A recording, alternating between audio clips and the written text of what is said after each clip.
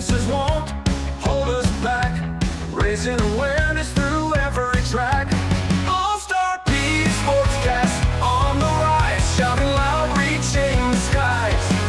Can't stop, won't stop, our game is strong, fighting Parkinson's all day long. Welcome, everyone. I'm really excited today, as I always am, but even more because I get to spend more time with my buddy here, Tim, and I want to welcome you all to All-Star PD Sportscast, where my host here, right to this side, it's this way, Tim, my PD party, and someone who, ironically, I just got a Facebook reminder that's been a year since we met, and it's amazing how much we've accomplished in just a year, but how much more is still yet to come. So I wanted to welcome back Tim, and thanks for joining me. I'm Sharon's son, George, Dr. George Ackerman, and in this show, we discuss the world of sports and slowing the progression of Parkinson's disease. I want to send the show to Tim for a welcome. Hey guys, what is shaking? You bring up something very important, George. You just said this is kind of like our 1 year anniversary, and it might not seem like much, but to a guy that when he was diagnosed with Parkinson's didn't know what the next day was going to bring him or the immediate future, it just proves to me that we've done a lot of good things in a year, and there's many more years ahead to do it. I'm very excited about today's show. Two of my three boys play soccer at a high level. I think we have a very high level person to speak to here. Not only just because of his soccer IQ, but his tag is elevate others. That's his page. And I got to tell you, this man, I don't know how he does it. I don't know if he's like the great Karnak, but it seems like every day, every time that I'm going through a really rough patch, I get a message from this man, and it wakes me up, and he shows a bunch of positivity my way, and that's what this community is all about. I'm so excited to have him on here. Well, I want to thank you for that welcome. Also want to thank Tim for this beautiful hat. I wear it all the time and I was excited today to do that. But with that, with those incredible words of inspiration, I want to welcome you, Coach, to the show. And really, if you could just tell everyone a little bit about yourself. And I played my career in basketball world and soccer too in high school, but after seeing how far the field was that was the end of it for me. So I admire you, Tim, his kids, and again, we hope that when they're famous in the professional world in the Olympics too, that they let us have a show there. That would be fun. There you go. There you go. Well, hey, thank you guys for having me. It's truly an honor to be with you guys. I really appreciate you, George and Tim, for all you guys do for advocacy for Parkinson's. I was diagnosed with Parkinson's in December of 2023, and so not too long ago.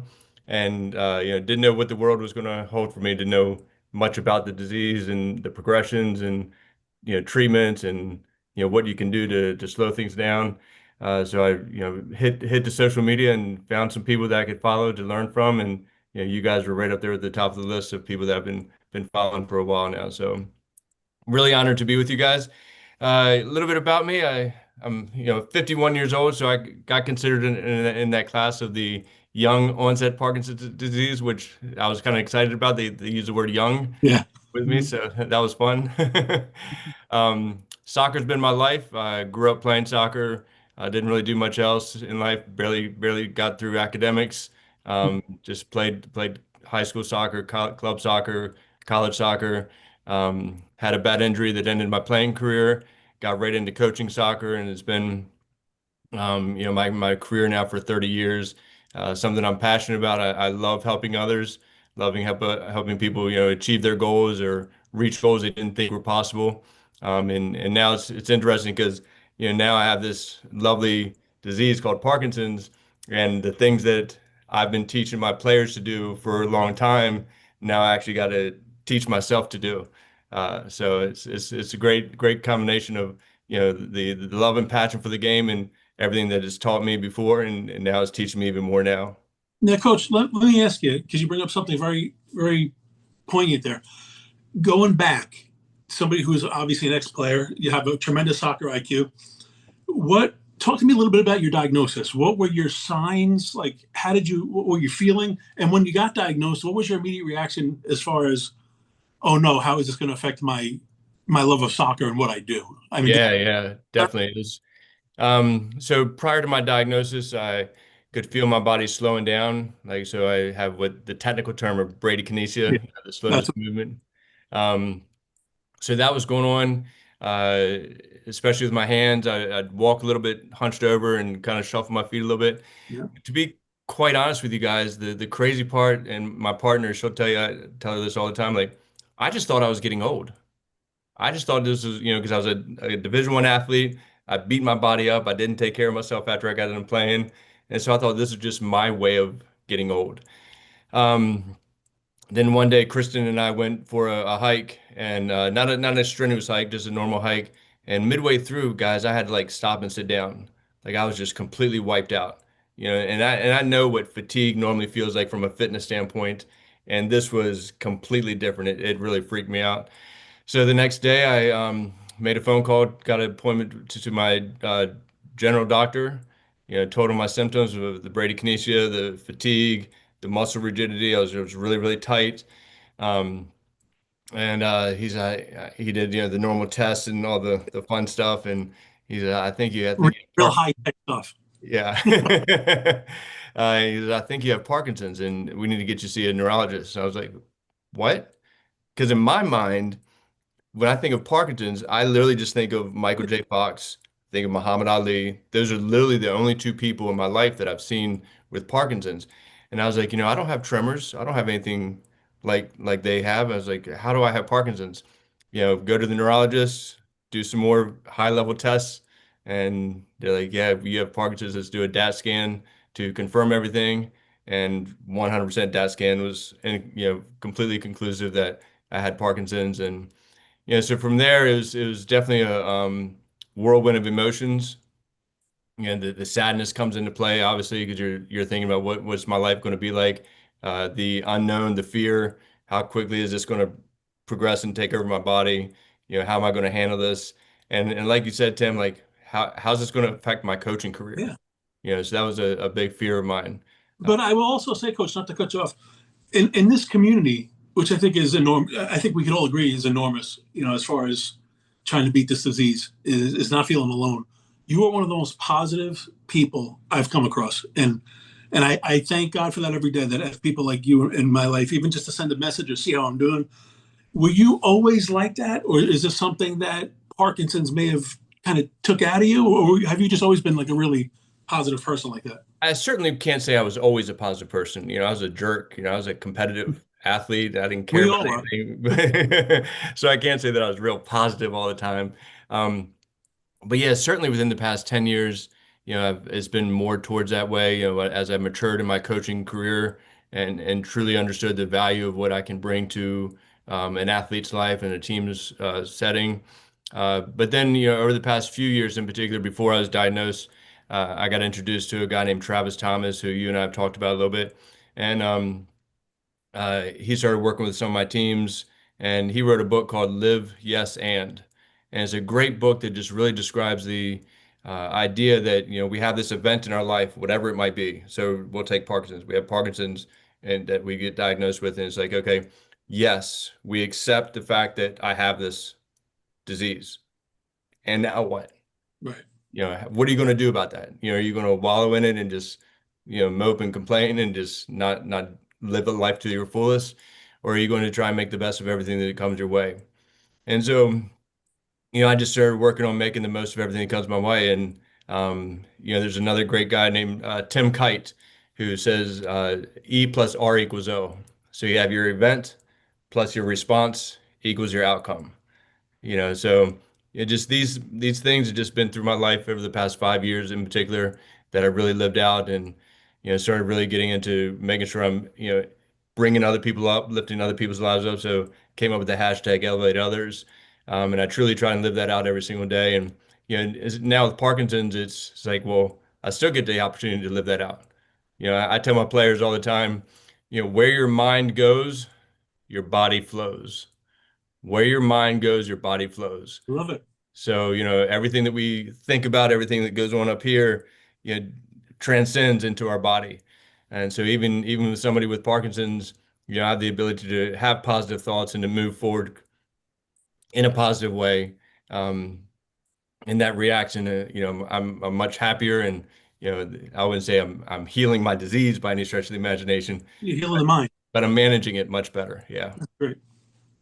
I want to thank you for sharing that and also for being such an inspiration to so many, hopefully now through the show, through the world, not just in the US, but obviously the show, something we focus, which I want to touch on with you, was how we can slow the progression of Parkinson's. I've done some research with Tim, and we found that obviously many sports have benefits, but there's also risks. Some of the benefits have shown to be improving mobility and balance, reduce fall risk, and obviously social interaction. But some of the downfall is again, injury, freezing, and also the risk of neurodegenerative disease.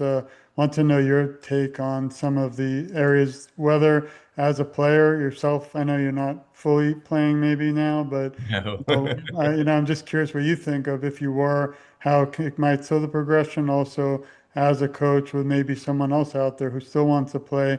Obviously, me and Tim talked earlier how I lived and played basketball my whole life, but I'm going to be 50 soon, and I think it's time, almost unfortunately, to maybe play the video game version. But um, yeah, I was wondering on your touch, if you could touch on, and then I wanted to just share a few links, and then because there's so many important things too that you're doing, and I've actually located and excited that you're really so active on social media. But before I show a few articles, maybe you could touch on, your lived experience on if you think that, there's no wrong or right answer because we did a show on football, and now most of it really is just how it actually can decline here, So that's interesting. We know we try to cover every sport no matter what, but soccer does seem to me to be many positives.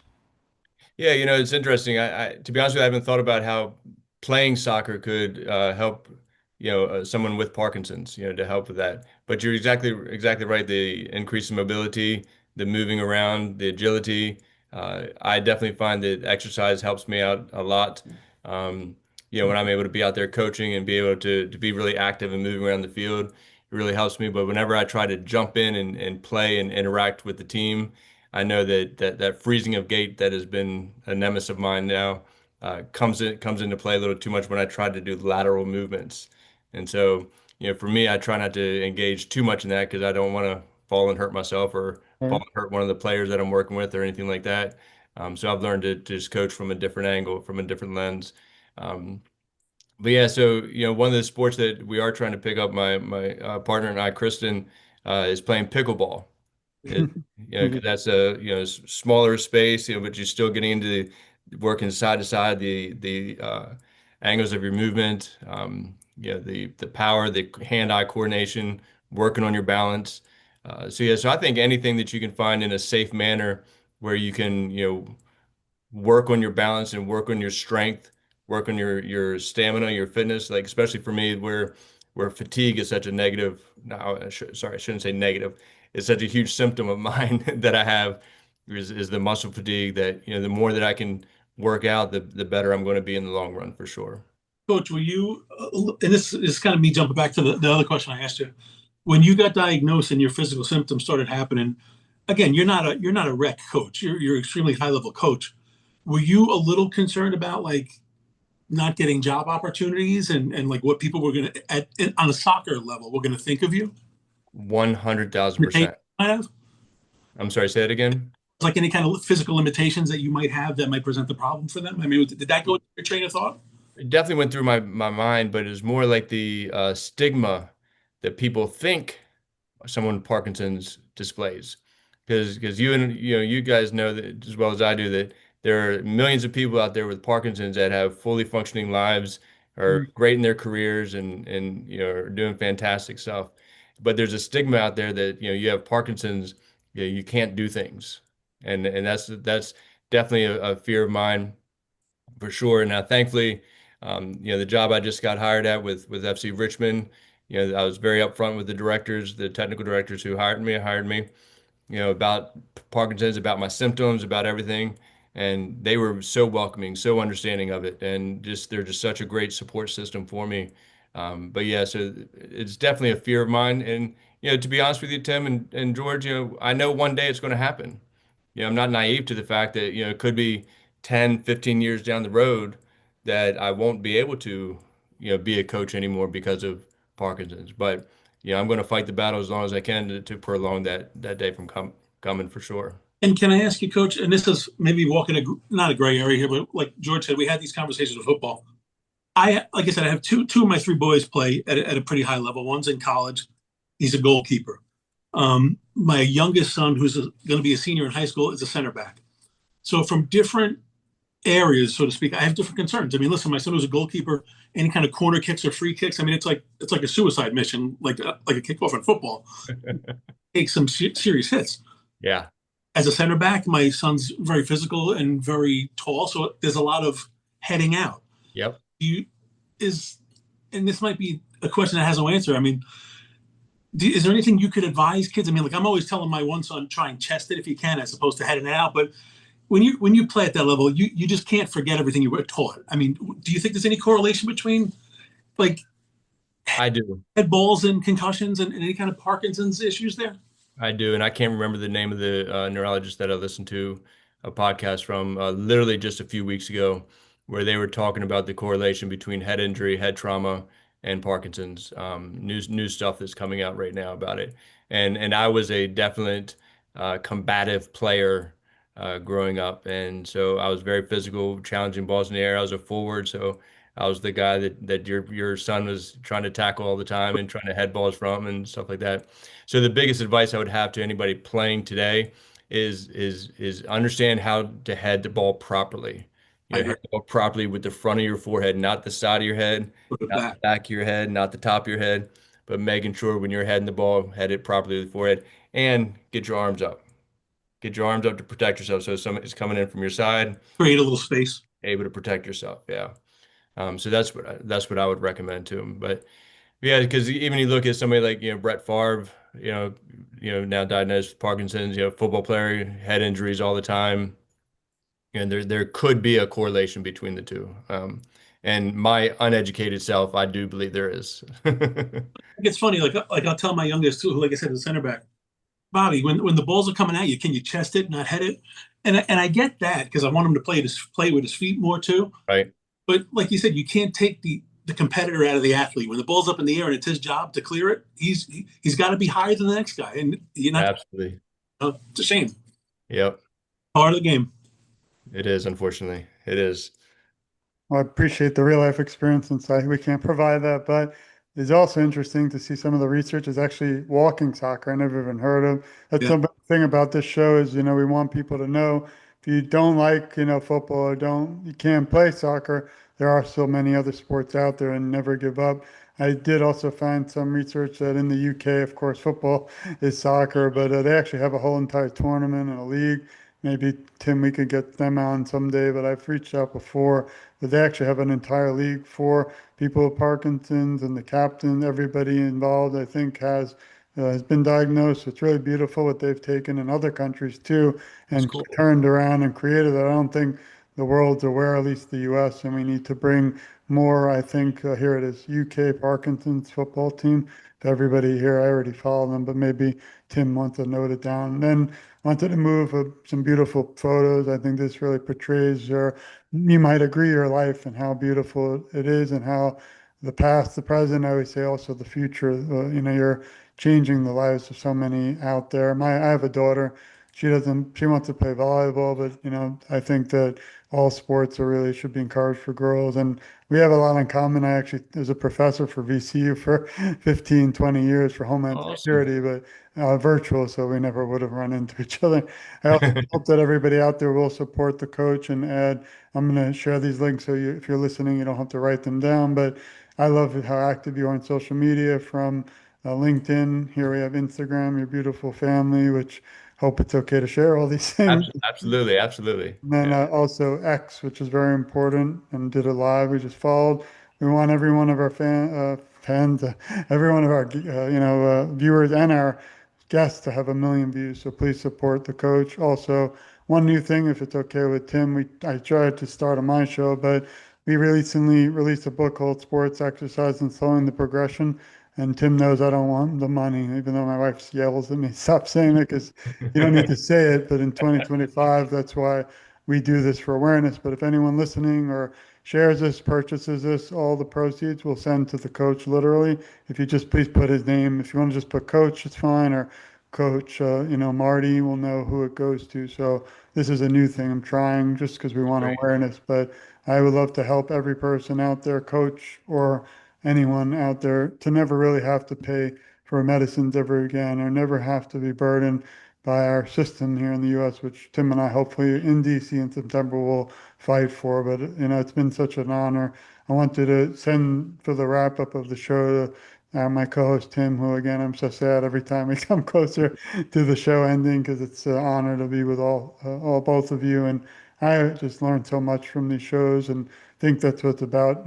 I might have a lot of degrees and my own experience, but without continual learning as a student, or even as a one of your trainees or players, you got to keep learning. I think Absolutely. forever you're missing something. So thank you, Coach, for your time. It's an honor, and I hope this is the start of a beautiful relationship. And I wanted to send it again to Tim for a wrap up.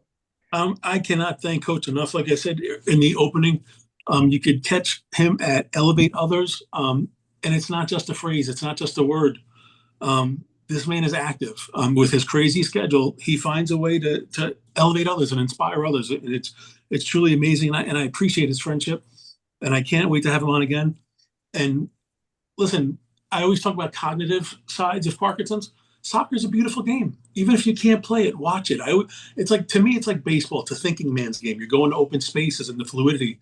There's something beautiful about the sport and watching it, just from a cognitive standpoint and an enjoyment standpoint. Everybody who watches the show knows I always try and close the show out with like a famous phrase. I found two soccer ones. One's famous, one's not.